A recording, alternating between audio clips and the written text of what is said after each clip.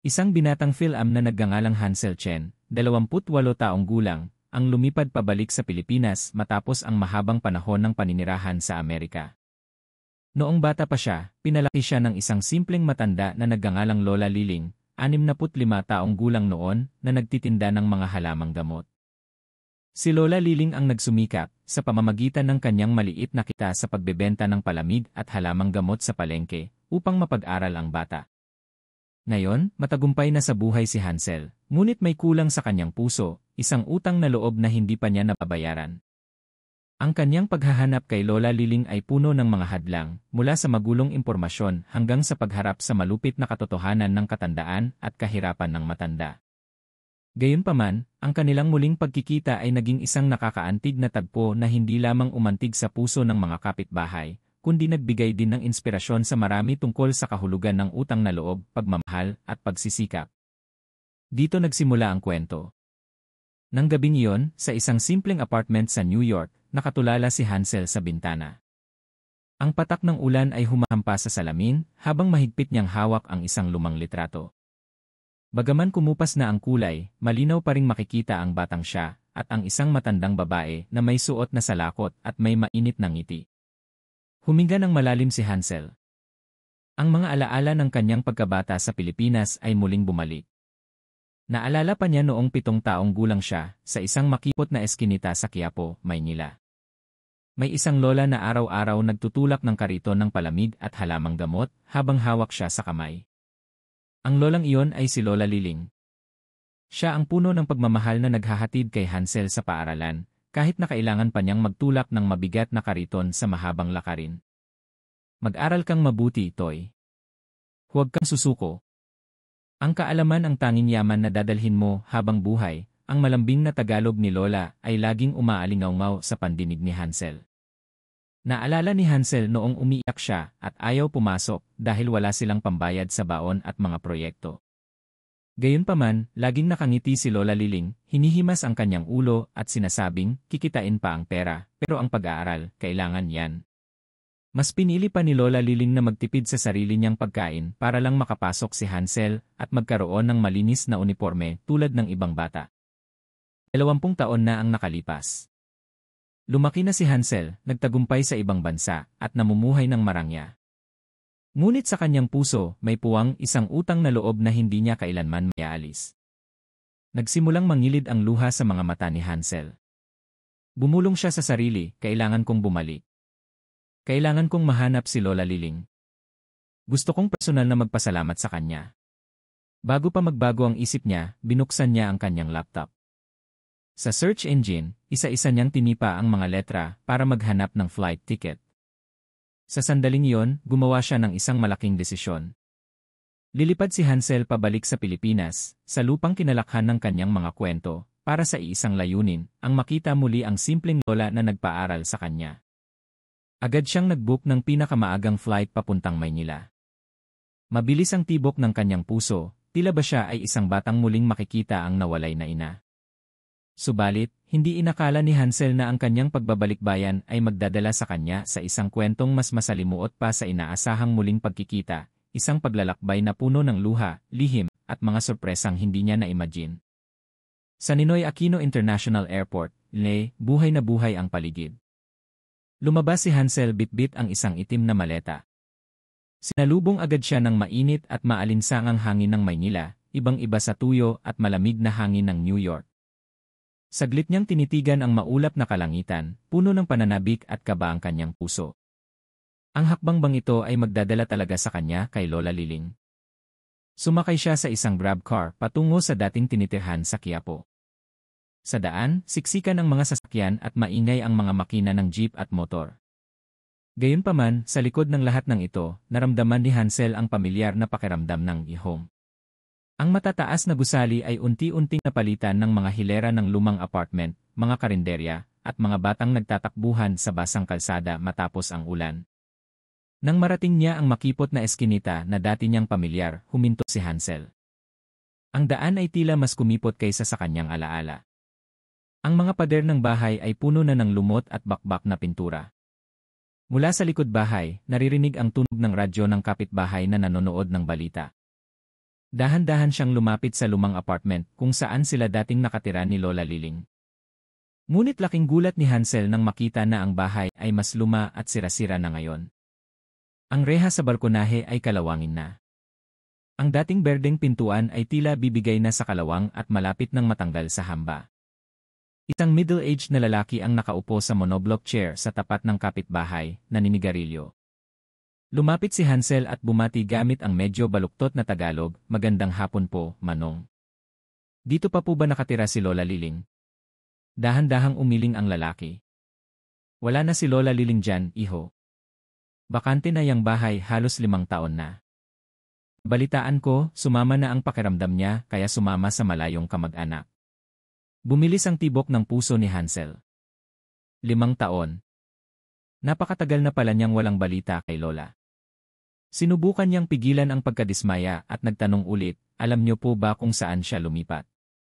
Bumuntong hininga ang lalaki. "Hindi ko alam, iho. May nagsasabing sumama siya sa mga kamag-anak sa probinsya sa Mindanao. May nagsasabi rin na minsan ay nagtitinda pa siya sa palengke sa malapit. Subukan mong magtanong sa palengke, baka may nakakaalam." Yumuko si Hansel, nagpasalamat at umalis ng mabigat ang loob. Nilamon siya ng guilt. Masyado nang matagal ang panahong naghiwalay sila. Pero na-realize niya na hindi pa ito ang katapusan. Mas tumibay ang desisyon ni Hansel. Nangako siya na hinding-hindi susuko. Kahit ano pa ang mangyari, kailangan niyang mahanap si Lola Liling. Nang gabing iyon, tumuloy si Hansel sa isang simpleng hotel malapit sa palengke ng Quiapo. Naupo siya sa gilid ng kama at muling tinitigan ang lumang litrato. Kusang tumulo ang kanyang luha. Mula sa labas, naririnig ang ingay ng night market. Bumulong si Hansel, "Lola, sana hindi pa ako huli." Kinabukasan, ang hangin sa Maynila ay mamasa-masa dahil sa ulan kagabi. Maagang gumising si Hansel. Mula sa bintana ng hotel, kitang-kita niya ang pagsisimula ng buhay sa palengke. Ang sigaw ng mga tindero ay humahalo sa amoy ng mga sariwang gulay at pritong pagkain. Mabilis na naglakad si Hansel sa mga pasilyo ng palengke. Ang kanyang mga mata ay nakatuon sa bawat matandang babae na madadaanan, umaasang makikita ang pamilyar na figura. Ngunit walang sinuman ang kamukha ni Lola Liling. Puro mga tindero na abala sa pag-aayos ng paninda, mga batang nagtatakbuhan, at mga mamimiling tumatawad. Huminto si Hansel sa tapat ng isang tindera ng gulay na nasa 40 na ang edad. Gamit ang kanyang medyo hirap na Tagalog, ipinakita niya ang lumang litrato. "Ale, kilala niyo po ba siya?" "Si Lola Liling po, dati siyang nagtitinda ng palamig dito." Tinitigan ng tindera ang litrato, naningkit ang mata, at bumuntong hininga. "Ah, si Nanay Liling. Natatandaan ko siya. Dati siyang may tulak na kariton sa may bungad ng palengke. Matagal na naming hindi nakikita. Baka 1 taon na o mahigit pa." Agad na yumuko si Hansel. Muling naglaho ang kanyang pag-asa. Pero bago pa siya makaalis, sumingit ang isang matandang babae sa kabilang pwesto. "Oy, kilala ko iyang litrato." "Sino ka ba, iho?" Nagmamadaling nagpaliwanag si Hansel sa halong Ingles at Tagalog na siya ay pinalaki ni Lola Liling noong bata pa siya. Matagal siyang tinitigan ng matanda tapos ngumiti ng bahagya. "May hawig ka nga dun sa batang mestizo na laging kasama ni Nanay Liling noon. Ikaw siguro si Hansel." Parang tumigil ang puso ni Hansel. Mabilis siyang tumango. Nagsimulang mangilid ang luha sa kanyang mga mata. "Opo, Lola, ako po yon. Alam niyo po ba kung nasaan siya ngayon?" Tumingin ang matanda sa papalakas na ingay ng palengke. Mababa ang boses niya, tila may tinatago. "Nabalitaan ko na nakatira na si Nanay Liling sa isang liblib na baryo sa probinsya sa Mindanao. Sabi nila, sakitin na siya, pero kapag maganda ang pakiramdam, minsan nagtitinda pa rin siya ng mga gulay sa tapat ng bahay niya." Nakaramdam ng init si Hansel sa kanyang dibdib. Ito ang unang pagkakataon mula nang dumating siya na nakaramdam siya ng totoong lead. Ngunit kasabay nito ay ang pag-aalala. Iniisip ang kalagayan ni Lola Liling na matanda na at may sakit, hindi na nagsayang ng oras si Hansel. Nagpasalamat siya sa 2 ale at tumakbo palabas ng palengke. Binuksan niya ang kanyang cellphone para maghanap ng sasakyan papunta sa probinsyang iyon.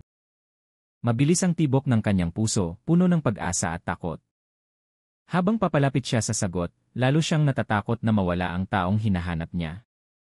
Nang tanghaling iyon, tindi ang sikat ng araw sa Mindanao. Nakasakay si Hansel sa isang siksikang bus. Masikip ang upuan, maingay ang makina, at halo-halo ang amoy ng pawis at pagkain ng mga pasahero. Gayunpaman, wala siyang reklamo. Mahigpit niyang hawak ang litrato ni Lola Liling na parang kompas. Dahan-dahang lumayo ang bus sa syudad. Ang matataas na gusali ay napalitan ng malawak na palayan, mga puno ng niyog, at mga bahay kubo sa gilid ng daan. Isinandal ni Hansel ang noo sa bintana. Lumipad ang isip niya pabalik sa nakaraan. Naalala niya noong laging hinahawakan ni Lola Liling ang kamay niya habang naglalakad sa maputik na daan tuwing umuulan, kahit na halos mapigtas na ang tsinelas ni Lola.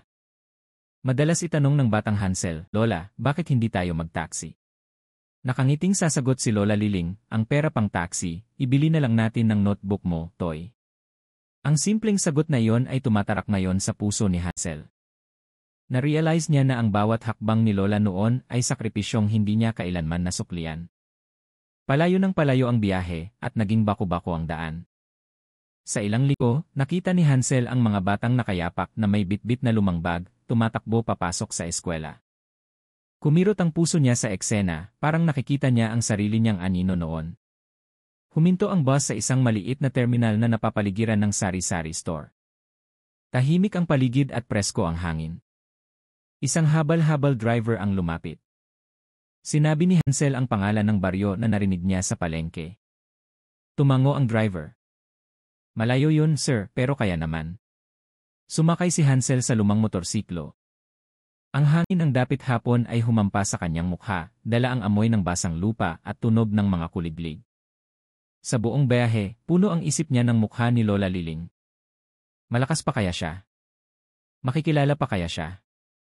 O baka nakalimutan na niya ang batang mestizo na laging kasama niya noon. Nagsimulang mamula ang langit, senyales na palubog na ang araw. Sa malayo, nakita ni Hansel ang isang maliit na baryo na may mga makikitid na daan at lumang bahay sa tabi ng palayan. Huminto ang habal-habal at itinuro ang isang bahay sa dulo ng baryo. "Kung hindi ako nagkakamali, iyan ang bahay ni Lola Liling," mahinang sabi ng driver. Matagal na tinitigan ni Hansel ang bahay. Isa itong simpleng istruktura na may kinakalawang na yero, bak na pader, at isang bakanting lumang silyang yantok sa balkonahe. Kumabog ang dibdib ni Hansel. Ito na ang sandaling hinihintay niya. Ngunit hindi niya alam na sa likod ng sirang bahay na yon, may naghihintay sa kanyang sorpresa. Nang gabing iyon, naging kulay kahel ang langit. Nakatayo si Hansel sa dulo ng maputik na daan, nakatitig sa sira-sirang bahay. Ang hangin ay nagpagalaw sa yero ng bubong, lumilikha ng tunog na parang pagbati. Ang bahay ay mas luma pa kaysa sa inaasahan niya. Tuklap na ang semento, basag ang bintanang kahoy, at tabi niya ang pinto. Ang silyang yantok sa labas ay walang nakaupo, pero halatang laging ginagamit. Napalunok si Hansel. Mabigat ang kanyang mga paa, tila pinipigilan siya ng lupa. Lumingon siya sa kanan at nakita ang isang kapitbahay na nagwawalis. Mabilis na lumapit si Hansel. "Excuse me po, Al. Dito po ba talaga nakatira si Lola Liling?" tanong niya ng mahina.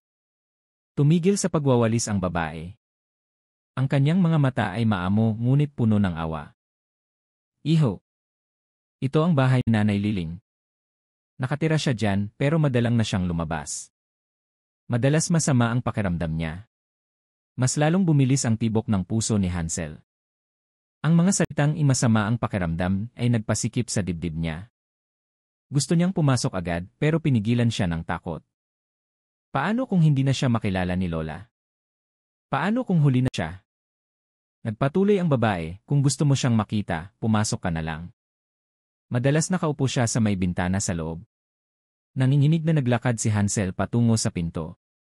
Huminto ang kamay niya sa bulok na hawakan ng pinto. Lumalalim ang gabi at lumalamig ang hangin, pero pinapawisan siya ng malamig. Dahan-dahan niyang itinulak ang pinto. Ang lumang bisagra ay lumikha ng ingay na bumasag sa katahimikan ng baryo. Madilim sa loob, tanging ang sinag ng araw mula sa siwang ng bintana ang nagbibigay liwanag. Sa loob, nakita ni Hansel ang isang matandang babae na nakatalukbong ng bandana, nakaupo sa silyang yantok. Nakayuko ang katawan, nanginginig ang kamay na may hawak na baso ng tubig.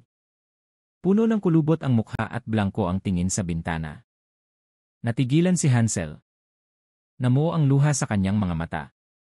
Kilalang-kilala niya ang figurang iyon. Ang figura na hinahanap niya. Ang figura na humawak sa kamay niya papasok sa eskwela. Ngunit hindi makapagsalita si Hansel, ang puso lang niya ang sumisigaw. Si Lola Liling. Pumasok si Hansel sa loob, medyo mabuhay ang lakad. Ang sahig ay malamig at maalikabok. Ang amoy ng lumang kahoy ay humalo sa amoy ng herbal medicine. Sa silyang yantok, nanatiling tahimik ang matanda, hindi napapansin na may tao sa harap niya. Pigil hininga si Hansel. Halos tumulo na ang luha niya. Nanginginig ang boses niyang tumawag. Lola. Lola Liling. Dahan-dahang lumingon ang matanda. Ang malabo niyang mga mata ay pilit na tumutok sa mukha ni Hansel. Noong una, parang nalilito siya, nakakunot ang noo. Ngunit makalipas ang ilang segundo, nanlaki ang kanyang mga mata, tila ba bumabalik ang mga alaala.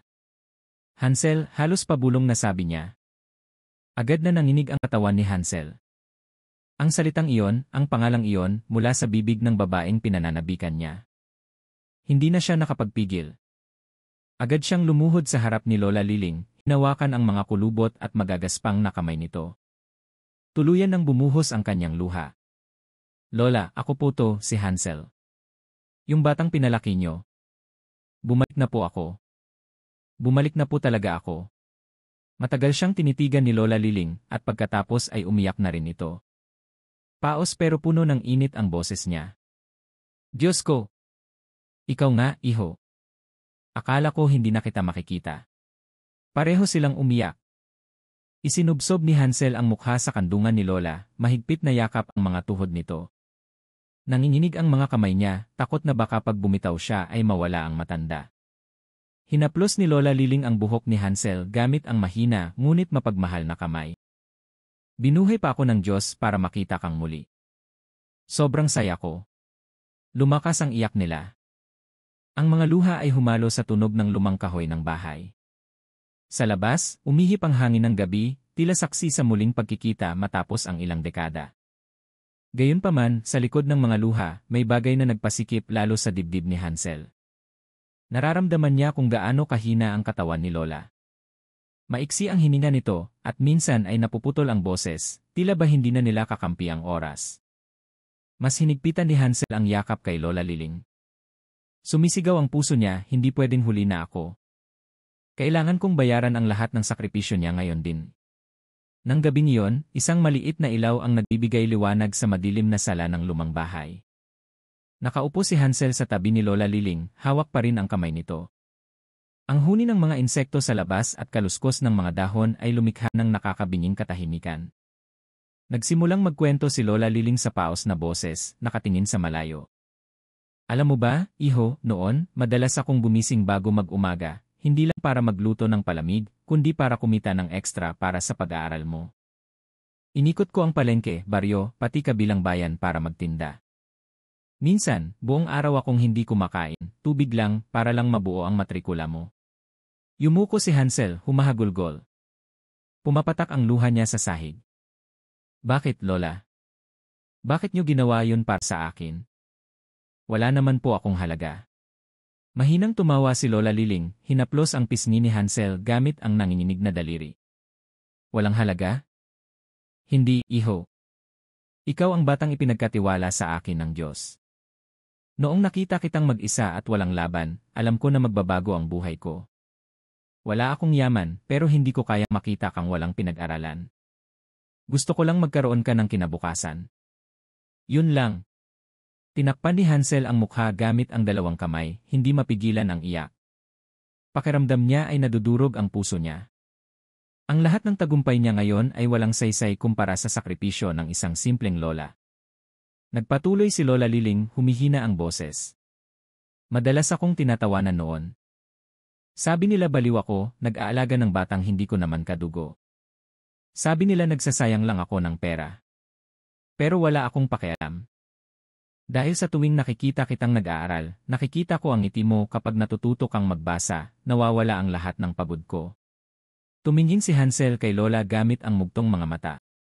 Marami siyang gustong sabihin pero nabubulol siya. Isang bagay ang sigurado, puno ng pagsisisi ang puso niya. Lola, patawarin niyo po ako. Masyado akong nagtagal. Iniwan ko kayong mag-isa. Sana nalaman ko ito ng mas maaga. Mas hinigpitan ni Lola ang hawak sa kamay niya. Tama na, iho. Ang importante, bumalik ka. Sapat na yun para sa akin. Wala na akong mahihiling pa. Gayunpaman, ang mga salitang iyon ay lalong nagpabigat sa loob ni Hansel. Para sa kanya, ang mga simpleng salitang iyon ay parang latigo. Alam niya, oras na. Hindi siya pwedeng bumalik ng luha lang ang dala.